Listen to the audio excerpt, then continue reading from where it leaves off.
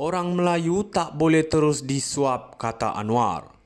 Shah Alam, masyarakat Melayu tidak boleh terus disuap walaupun perlu dibantu dari segi pendidikan, kata Perdana Menteri Anwar Ibrahim.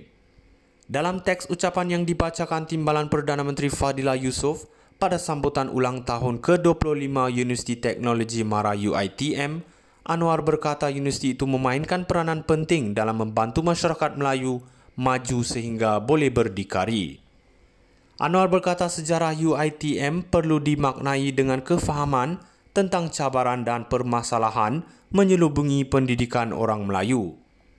Menurutnya, sastrawan terkemuka Zainal Abidin Ahmad pernah menyatakan bahawa kemiskinan bagi orang Melayu bukan hanya dari segi harta dan wang ringgit, malah dari segi pendidikan, hemat dan cita-cita orang Melayu itu sendiri. Atas sebab kemunduran dan kemiskinan inilah, UiTM masih kekal relevan sehingga ke hari ini, katanya. Kita tidak boleh lari daripada realiti bahawa orang Melayu dan Bumiputra perlu dibantu dengan pendidikannya. Kebanyakan golongan ini datang daripada golongan masyarakat yang tersusah. Namun orang Melayu itu tidak boleh sentiasa disuap dengan segala kesenangan sehinggakan mereka terlalu bergantung harap kepada orang lain.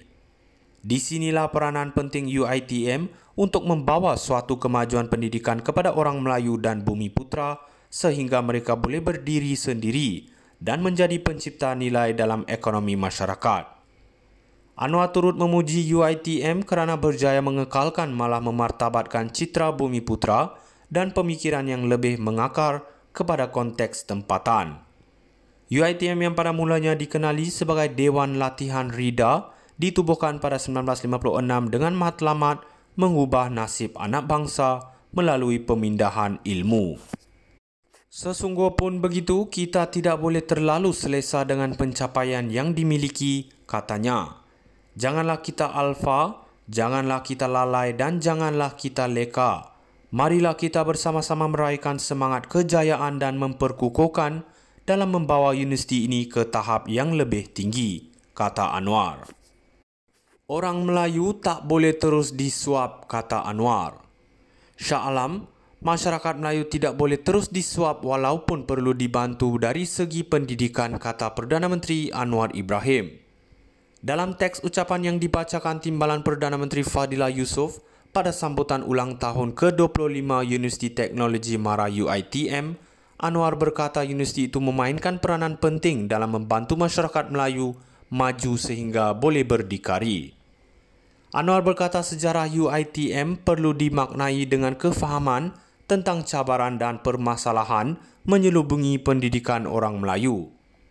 Menurutnya, sastrawan terkemuka Zainal Abidin Ahmad pernah menyatakan bahawa kemiskinan bagi orang Melayu bukan hanya dari segi harta dan wang ringgit, malah dari segi pendidikan, hemat dan cita-cita orang Melayu itu sendiri. Atas sebab kemunduran dan kemiskinan inilah, UiTM masih kekal relevan sehingga ke hari ini, katanya. Kita tidak boleh lari daripada realiti bahawa orang Melayu dan Bumiputra perlu dibantu dengan pendidikannya. Kebanyakan golongan ini datang daripada golongan masyarakat yang tersusah. Namun orang Melayu itu tidak boleh sentiasa disuap dengan segala kesenangan sehinggakan mereka terlalu bergantung harap kepada orang lain.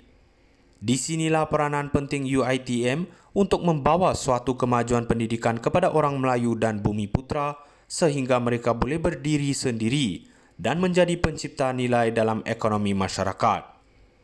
Anwar turut memuji UiTM kerana berjaya mengekalkan malah memartabatkan citra Bumiputra dan pemikiran yang lebih mengakar kepada konteks tempatan. UiTM yang pada mulanya dikenali sebagai Dewan Latihan Rida ditubuhkan pada 1956 dengan matlamat mengubah nasib anak bangsa melalui pemindahan ilmu. Sesungguh pun begitu, kita tidak boleh terlalu selesa dengan pencapaian yang dimiliki, katanya.